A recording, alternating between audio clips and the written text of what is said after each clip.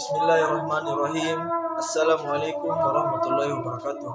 Perkenalkan, nama saya Aidil Alif Maheza dengan NIM 10 400 12 11 23 dari kelas Ilmu Hukum, Fakultas Syariah dan Hukum, jurusan Ilmu Hukum. Kali ini saya akan membawakan materi yang berjudul Dinasti Utsmaniyah. Sebelumnya saya akan membuka kesempatan pada kali ini. Innal hamdalillah nahmaduhu wa nasta'inuhu wa nastaghfir wa na'udzu billahi min syururi anfusina wa min sayyiati a'malina may yahdihillahu fala mudhillalah wa may yudhlil fala hadiyalah. Asyhadu an la ilaha illallah wa asyhadu anna Muhammadan abduhu wa rasuluh la nabiyya ba'da.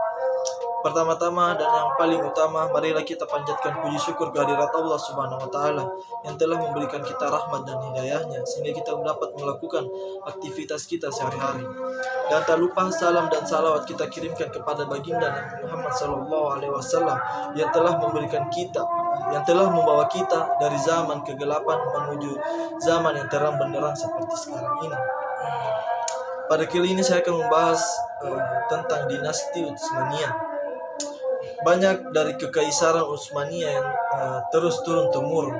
Yang akan saya bahas adalah Sultan Muhammad II atau biasa dikenal sebagai Sultan Al-Fatih. Dalam bahasa Turki, kesultanan secara harfiah yang berarti daulat atau negara Utsmaniyah. Dalam dalam Turki modern, negara Utsmaniyah biasa juga disebut sebagai Utsmani Devleti atau Utsmani Imperator Legu atau Kekaisaran Utsmani.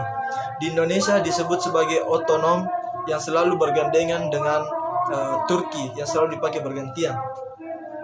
Pada tanggal 30 Maret 1432 sampai tanggal 3 Mei 1481 juga dikenal secara luas Sultan Muhammad Al-Fatih atau sebagai Sang Penakluk, penguasa ketujuh Utsmani yang berkuasa pada tahun 1446 sampai 1444 sampai 1446 yang menaklukkan Konstantinopel pada tahun 29 Mei 1453. Pada kepemimpinannya, Sultan Al-Fatih memiliki 10.000 lebih pasukan yang ingin menyerang kekaisaran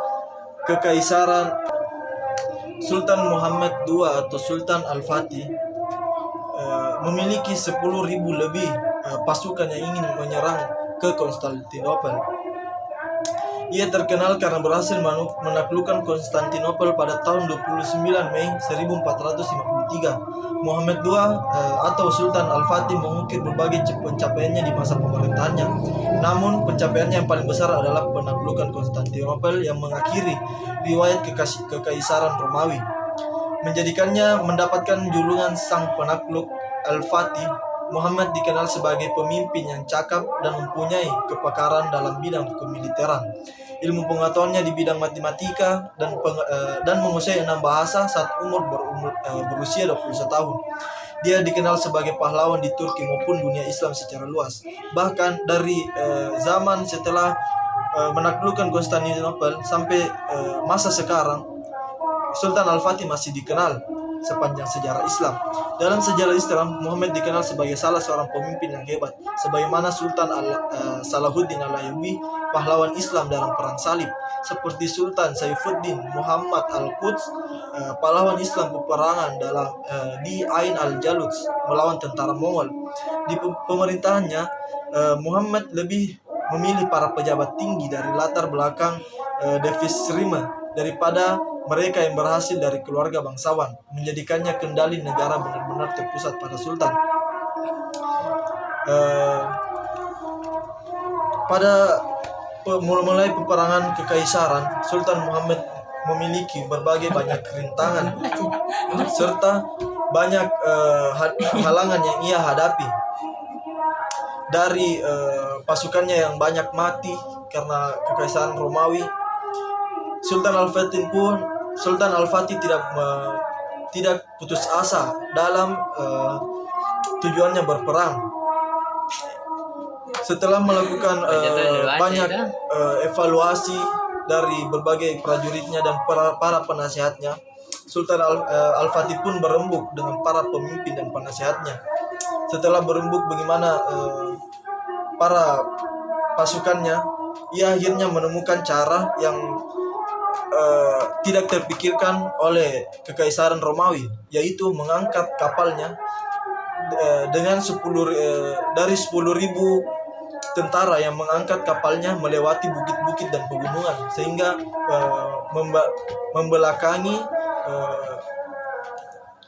perang dari arah belakang. Dalam kisah ini saya ingin mengangkat tentang kepemimpinan Sultan Al-Fatih di masa mudanya, sehingga kita dapat bisa mengikuti sifat-sifat dari Sultan Al-Fatih menjadi seorang pemimpin yang dapat memimpin rakyatnya sehingga menaklukkan Konstantinopel. Masih banyak lagi kisah-kisah yang lainnya, tapi karena waktu kita dicukupi, mungkin saya tutup. Hadanallahu wa iyyakum ajmain. Assalamualaikum warahmatullahi wabarakatuh.